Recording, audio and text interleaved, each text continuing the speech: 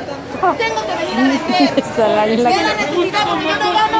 Y vas a decir que lo de esto es guerra. Ay, yo no tiene para comer después de 3 meses. Ganando 5.000, 8.000 soles. Tú, como siendo empresa, tú sabes la realidad. Acá en Perú, nadie es amigo, nadie te gana el sueldo mínimo. ¿Cuántos somos? Y van a venir con nosotros. Oye, llorando ayer porque dice que ganan y no tienen para comer. Si ellos no tienen para comer, ¿nosotros qué? Peor. Imaginamos que ya han puesto en una balanza entre más. Vaya, que esto es guerra, cierren estos campos.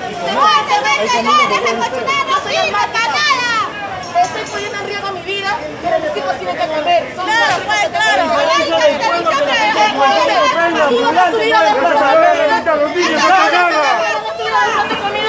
Nadie, señor. 3 meses yo estoy en mi casa encerrada, sin trabajar.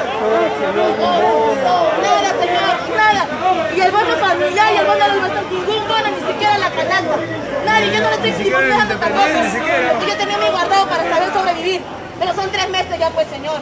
¿Quién me va a mantener? Yo no le pido al Estado, pero yo estoy trabajando. Y así también nos deben de dejar trabajar. No le pedimos nada gratis a ellos. ¡Bravo! ¿Cómo han recibido ahora esta noticia de que se amplía hasta el 30 de junio? Ah, pues señor, peor. ¿Por qué creen que estamos acá? Se amplía.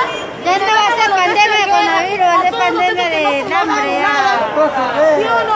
Otras entidades son fuertes.